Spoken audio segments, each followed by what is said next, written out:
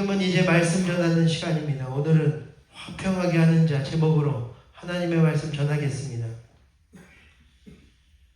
여러분, 오늘 본문은 예수께서 공생애를 시작하시며 처음 복음을 전하실 때 가장 먼저 산 위에서 선포하신 설교, 바로 산상순, 그 중에서도 팔복에 관한 말씀입니다. 그리고 이 팔복은 8가지 복을 통해 이 땅의 기준이 아니라 하나님 나라에 속한 사람이 받는 복이 무엇인지를 우리에게 잘 보여주고 있습니다. 그런데 이 팔복의 흐름을 자세히 살펴보면 앞부분은 먼저 마음의 변화를 말하고, 그런데 뒤로 갈수록 그 변화가 삶의 행동과 사명으로 나타나는 것을 보여줍니다. 그 흐름을 정리하면 다음과 같습니다. 우리 앞에 화면을 함께 봐주시기 바랍니다.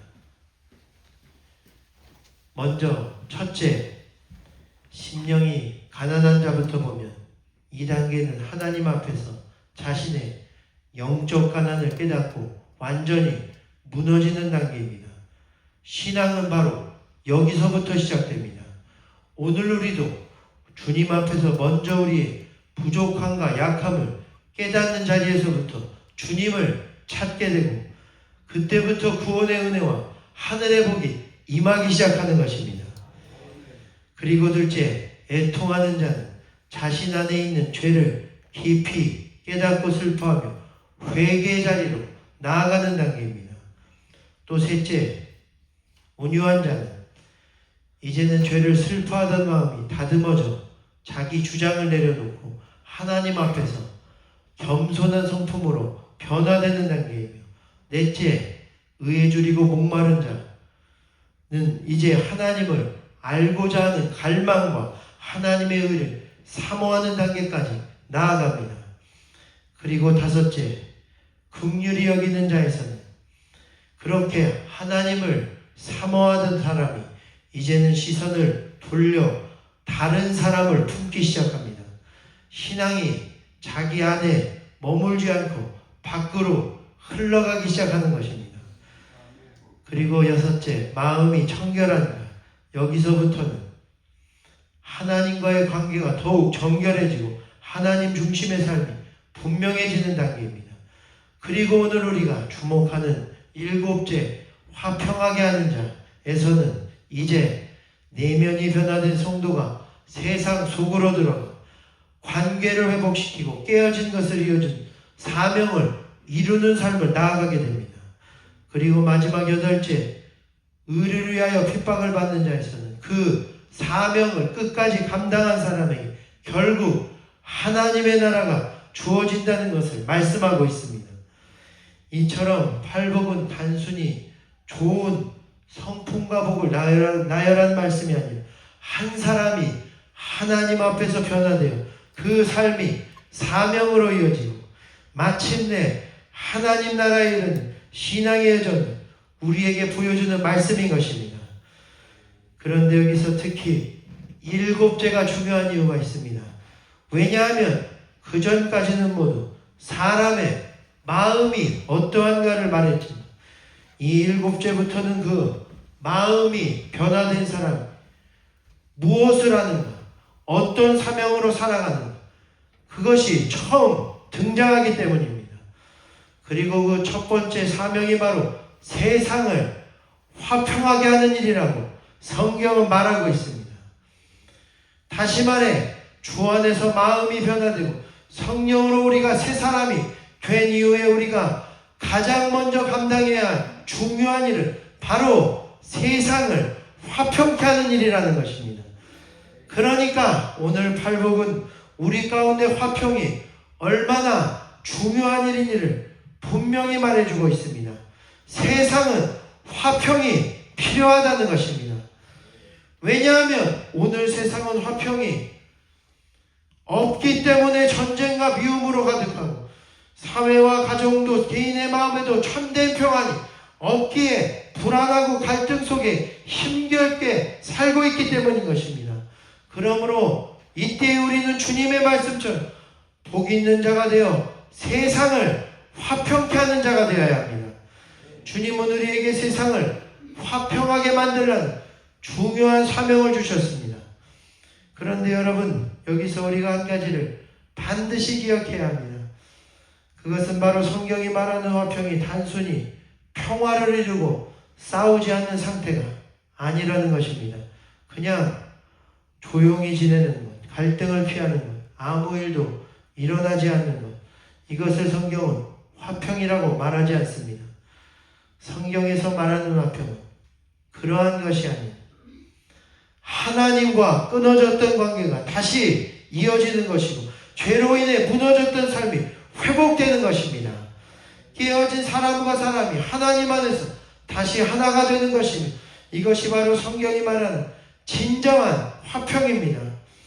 왜냐하면 애초에 화평이 인간의 죄와 타락으로 인해 깨어졌기 때문입니다. 에베소서에서 그때에 너희 죄와 허물로 죽었고 하나님과 원수되어 마음에 평안이 없고 구원의 약속도 없으며 세상에서의 소망도 없고 하나님도 없는 자이더라 말씀했습니다.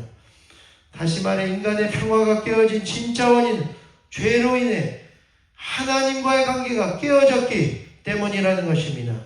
그러나 중요한 것은 그 다음 말씀으로 그러나 이제는 전에 멀리 있던 너희가 그리스도 예수 안에서 그리스도의 피로 가까워졌으니 예수는 우리의 화평이신지라 둘로 하나를 만드사 원수된 것 곧 중간에 막힌 담을 자기 육체로 하시고 법조문으로 된 계명의 율법을 폐하셨나니 이는 이 둘로 자기 안에서 한 세 사람을 지어 화평하게 하시고 또 십자가로 이 둘을 한 몸으로 하나님과 화목하게 하려 하심이라 말씀했습니다.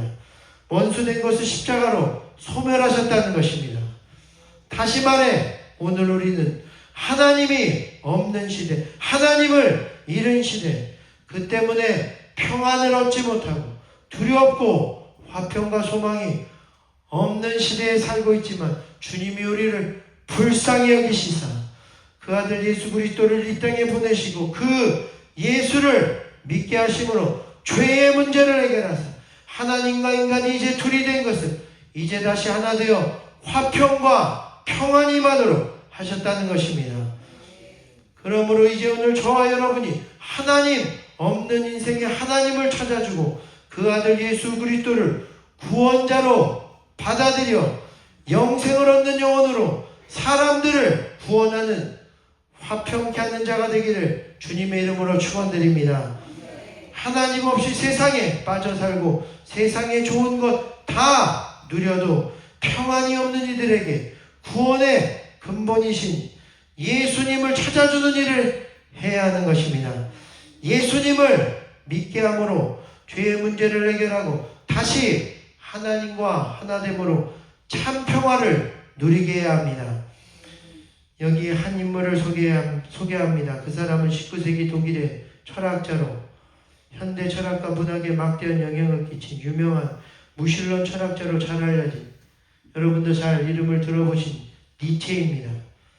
그런데 그는 사실 1844년 독일에서 목사의 아들로 태어났습니다. 그의 아버지 카를 루트비 니체는 경건하고 온화한 루터교 목사였으며 어머니 프란체스카 역시 신앙심이 아주 깊은 여인이었습니다.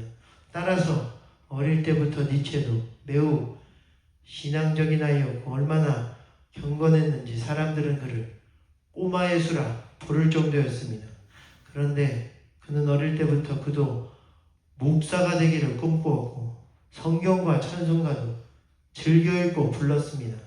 그런데 어느 날 그의 삶에 큰 사건이 발생합니다.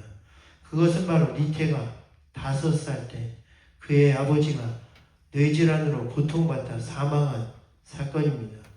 이때 니체는 큰 충격을 받습니다.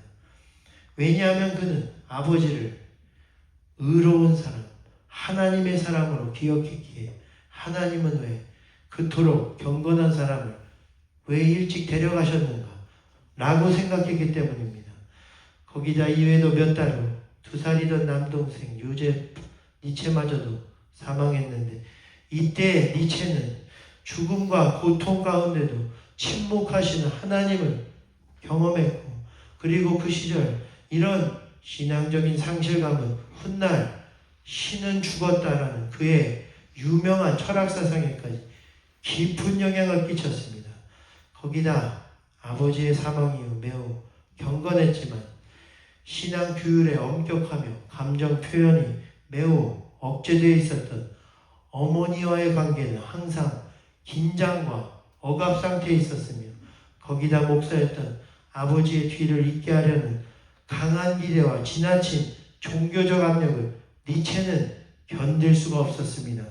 결국 신앙과 멀어지게 되었고, 결정적으로 그 중에서도 지나치게 신앙이 폐쇄적이고 독선적이었던 여동생 엘리자베스와의 갈등은 니체에게 기독교는 위선이라는 인식을 심화되게 만듭니다.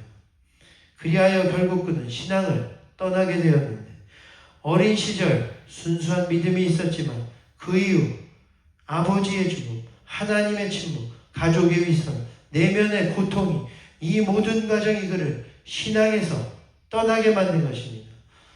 그런데 그 천재적인 그의 머리와는 달리 그의 일생은 늘 불안하고 평안을 잃어버린 상태가 되었는데, 그는 살아생전 극심한 두통과 시력 이상, 소화장애 등에 시달렸고, 때문에 몇 주씩 아무것도 못하고 어두운 방에 혼자 누워 있었던 날이 다수였으며, 바젤 대학의 교수직도 34세 건강 때문에 사임했습니다.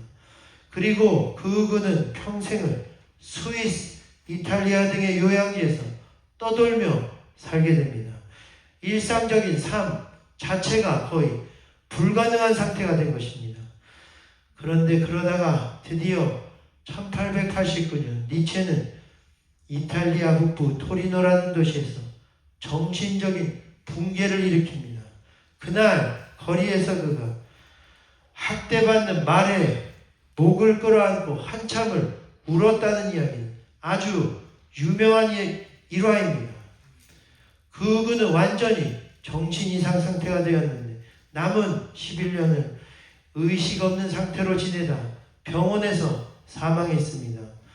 그런데 그가 죽은 후 나중 그의 전기를 기록한 여러 전기 작가들이 공통적으로 언급한 것은 말년의 그의 정신은 거의 무의식 상태였지만 가끔 어린 시절 찬송가를 흥얼거렸다는 것입니다. 어떤 기록에 따르면 그의 마지막 날들 중에 예수라는 단어를 계속 반복해서 중얼거렸다는 증언도 있습니다. 또한 니체의 편지에서 드러난 내용 중에도 그의 몇몇 편지에는 놀라운 표현들이 들어있는데, 그 대표적인 것은 신은 죽었다. 우리가 그를 죽였다. 그러나 이제 앞으로 우리는 어떻게 우리 자신을 위로할 것인가? 우리가 이를 감당할 수 있겠는가? 등의 표현들입니다.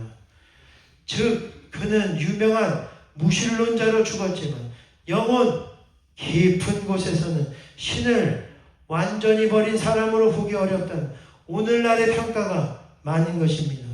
그는 무신론자로 죽었을지 모르지만 그의 영혼은 끝까지 하나님을 그리워하고 있었습니다. 마음속에 평안을 다시 찾고자 했습니다. 그렇습니다, 여러분. 오늘 이것이 바로 인간의 모습입니다. 하나님을 떠났다고 말하면서 마음 깊은 곳에서는 하나님을 찾고 있습니다. 하나님과 화평을 누리고 그로 인해 평안을 누리길 간절히 원하고 있습니다. 그러므로 오늘 그들에게 무엇보다 예수 그리스도의 복음을 전하는 저와 여러분이 되기를 주님의 이름으로 축원드립니다. 하나님을 떠나 마음속 평안이 없는 이들에게 생명의 말씀을 전하고 하나님과 사람 사이를 이어주는 사람이 되십시오. 또한 예수 그리스도를 직접 전하는 일 외에도 예수를 전하기 위해 미워하던 사람을 위해서도 기도해 주십시오. 먼저 손을 내미십시오. 따뜻히 맞아주십시오. 교회로 이끄십시오. 우는 자와 함께 울어주십시오. 낙심한 사람들을 격려해 주십시오. 소망의 말을 건네주십시오. 오늘 그래서 여러분이 그렇게 하면 세상은 여러분을 통해 예수님을 알고 하나님과 화평을 이루게 될 것입니다. 죄로 인한 모든 두려움이 물러가고 참된 평안이 임하게 될 것입니다. 그렇게 세상과 가정을 화평케 하는 이들이 되기를 마지막 주의 이름으로 간절히 축원드립니다. 지금은 이를 위해 함께 기도하겠습니다. 지금은 주는 평화 다시 한번 부르시는 기도하실 텐데 우리 이렇게 기도하기를 원합니다. 하나님, 오늘 우리는 하나님을 잃은 시대, 하나님을 버린 시대, 참 평안을 잊지 못하고 불안하며 나 자신조차도 죄와 분노와 두려움과 미움과 갈등 번민으로 인해 그로 인해 평안이 없는 시대에 살고 있습니다. 하지만 주님 이 시간 주여 나를 불쌍히 여기시고 다시 주님을 알고 주님을 믿음으로 오늘 우리 가운데 있는 주님과의 막힌 담이 허물어지게 하시며 그리하여 참 평안을 얻는 우리가 되게 하시고 또한 그 복음을 남들에게도 전함으로 그들에게 참 평안과 안식과 쉼을 얻는 우리 교회가 될 수 있도록 이 시간 우리 가운데 역사하여 주시옵소서. 우리 다시 한번 찬양하고 기도하겠습니다.